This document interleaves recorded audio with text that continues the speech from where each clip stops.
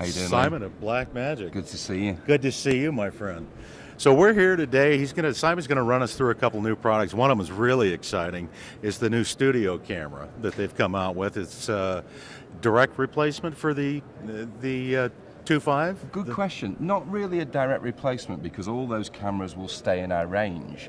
But I think one of the things we felt, Lee, was that when we had one camera, everybody tried to do everything with that one camera. They wanted it to be a studio camera, they wanted it to be a run and gun, they wanted it to be a cinema camera, but of course it wasn't designed that way. We designed that for handheld use and independent filmmaking. We never envisaged that people would put it into big rigs, that they'd use it in a studio. And I think one of the things we found with a couple of new cameras is that we could actually build the cameras with a feature set that suited their application. So very much the case with the new studio camera. You'll see on this we've miniaturized a lot of the features of the camera. So it's really small here up front, but it's got a huge 10-inch viewfinder. Amazing. Because that viewfinder is on the same axis as the lens, when you're operating the camera, it's beautiful because your monitor's not raised above the lens or off to the side or whatever, and it completely feels like one of those big studio cameras that people are used to using. It's an active micro four thirds mount on this camera. No internal recorder.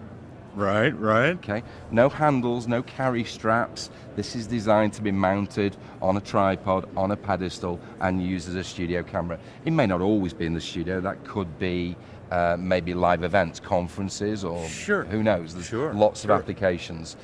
Lots of video connectivity, optical fiber in and out, SDI in and out, and I'll explain that in a second.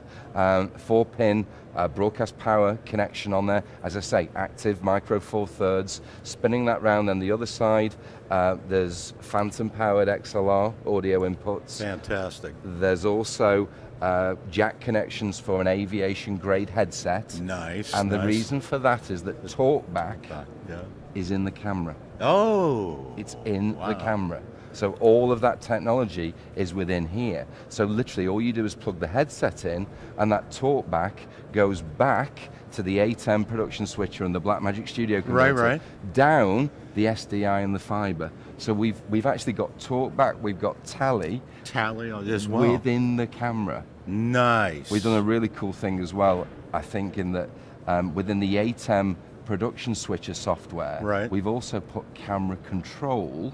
So you can now control the lens remotely from the ATEM software. Get out of here. Set the iris, set the focus. Wow. You've got DaVinci primary color correction within the software, so you can completely remote control the camera. I noticed there was an update for the ATEM software recently, so that's been incorporated. It is. That update actually featuring the camera control isn't out just yet. It's going to be a month or so, but yeah, I mean, we're always updating that software. Of course we you are. packed it with features. There's audio mixing in it now, and you name it. So I think the combination of the studio camera and the ATEM line is really powerful, and those software updates will roll back across every single model in the ATEM range. Man, that's what makes you guys the leader. I mean, seriously, it's things like that. Now, on the fiber optic that you've got there, I mean, you can literally run miles of that stuff, can't you? Well, again, that really is the bonus, because as we start to get higher bandwidth formats, I mean, we're going to do this camera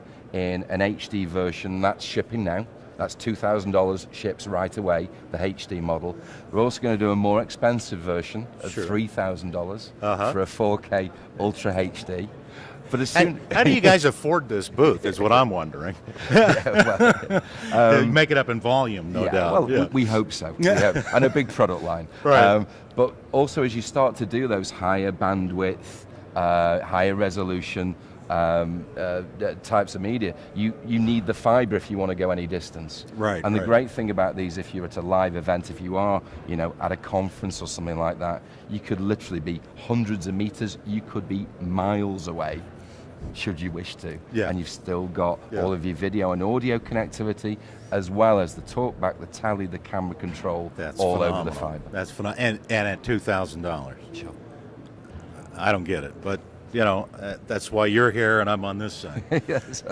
Lovely product. Anything else you want to run us through on that one? So no, on that one, that's pretty much the lot on that. I mean, the nice thing is with it being Micro Four Thirds, it's easy to put other lenses on there. Right. We're showing on the booth here a PL lens with an adapter, because you can get adapters that will just take you from PL to Micro Four Thirds. Micro Four Thirds is a very common mount. Absolutely. And it's very easy to have other lenses situated straight on the camera. Absolutely. And can we get one more little shot of the screen and all the controls Absolutely. for our audience? Absolutely. You're not going to see a lot because we're pointing at a wall. Well, that's fine. That's a big 10-inch display in the back. That menu system's beautiful. Yeah. Just slides in over the top. Amazing. So it's translucent, so you can still see what's happening. It's behind. no longer touch screen, though. No, not on this one. No reason to be with all this. Yeah.